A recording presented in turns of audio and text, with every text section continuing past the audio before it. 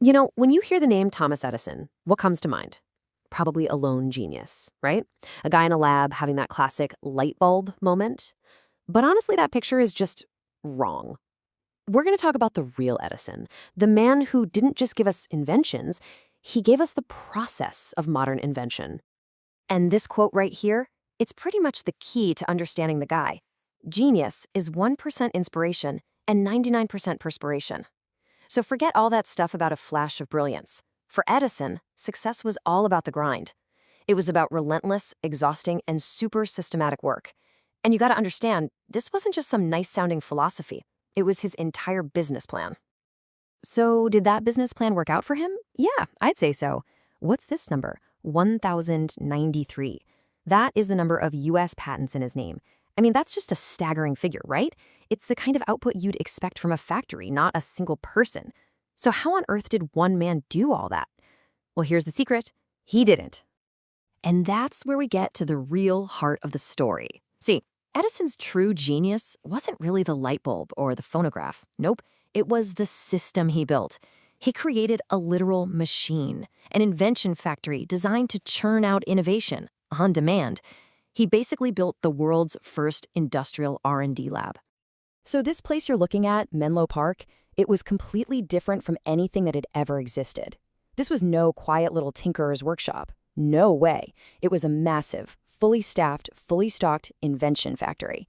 He had a whole team of researchers and a warehouse with just about every material you could imagine. I'm talking everything from every type of screw to, yes, even shark's teeth. And all of it was aimed at one single goal: creating stuff they could actually sell. And what's so wild is that he had a whole method for it, a system. First, he'd find a huge need in the market, something big, like getting rid of gas lights. Step 2, assemble a team of experts. Then came the perspiration part he was always talking about, just endless, relentless experimenting. And finally, the part that made him rich, patent it and sell it. I mean, this 4-step process, it basically became the blueprint for all modern corporate R&D. Think about it. Places like Bell Labs, even Google X, they all have their roots right here. Okay, so what was the first huge hit to come out of this invention factory? The phonograph. Now you have to put yourself back in 1877. A machine that could record and then play back a human voice. It was so out there, people thought it was actual magic. Seriously, this thing made Edison an international superstar overnight and proved to the world that his system, well, it could create miracles. And this patent right here, this is the one that really shows you the full power of his whole method.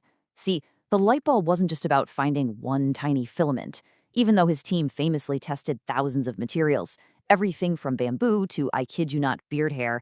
No, Edison was thinking much, much bigger. He was building an entire electrical ecosystem. We're talking generators, wiring, switches, a whole business model designed to power entire cities. He wasn't just selling you a product, he was selling you the future. But of course, when you're selling the future, you better believe you're going to have to fight for it. Edison's entire system was built on direct current, or DC, and pretty soon, a powerful rival technology popped up, alternating current, AC, and it was championed by a guy named George Westinghouse. And this, my friends, is what kicked off one of the most brutal corporate throwdowns in history. All right, so here's the basic breakdown. Edison's DC was lower voltage, which made it safer, sure, but its huge drawback was that it couldn't travel very far, maybe a mile tops, so it only really worked for super dense cities. On the other hand, you had Westinghouse's AC. It could be sent over massive distances with way cheaper wires, which meant it could power the entire country.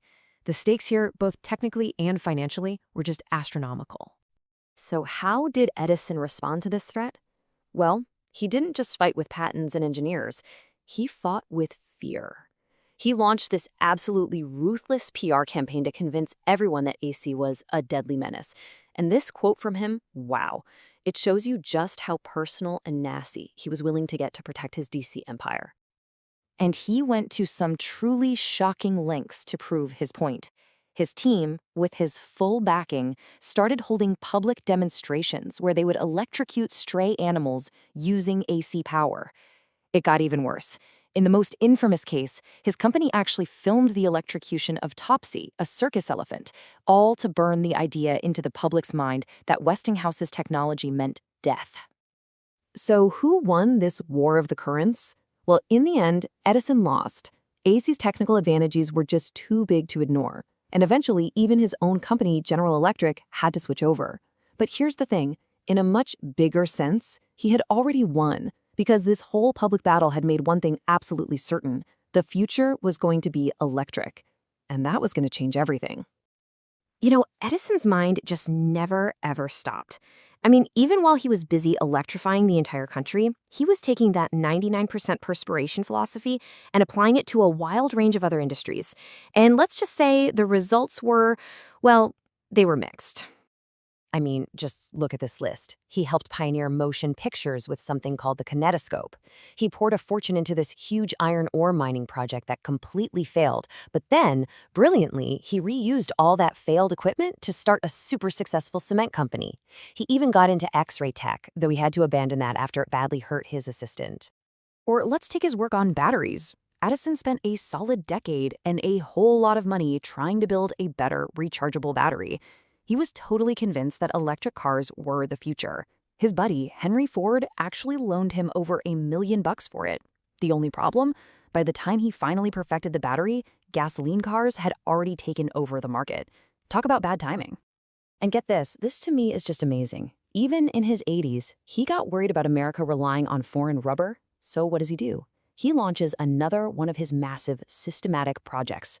He and his team tested 17,000 different plants, trying to find a domestic source. And eventually, they found one in the goldenrod plant. I mean, that 99% perspiration thing, it never, ever stopped. So, okay, after a whole lifetime of this relentless work, over 1,000 patents, tons of successes, tons of failures, what's the takeaway? What is Edison's real, true legacy? Why do we still talk about him as this larger-than-life figure? Well, this kind of gives you a sense of the almost mythical status he achieved. It's a test tube, and inside is supposedly Edison's last breath, which his son captured at his deathbed and sent to his friend Henry Ford. I mean, that tells you everything, right? Edison had become more than just an inventor. He was a symbol of American industry, of American ingenuity itself. So when you boil it all down, his true legacy really is that blueprint he created for the modern world. He's the guy who fused science, engineering, and capitalism together. He turned inventing from a hobby for rich gentlemen into a full-blown industry. He pioneered the corporate R&D lab, he proved the value of working in teams, systematically, and yeah, along the way, he also happened to light up the entire planet. And all of that leaves us with one final question to think about. What was his greatest invention? Was it the light bulb, the thing that changed how we live our daily lives? Or was it the idea of the modern research lab, the invention factory, that completely changed how we create the future itself? The product or the process? I'll let you decide.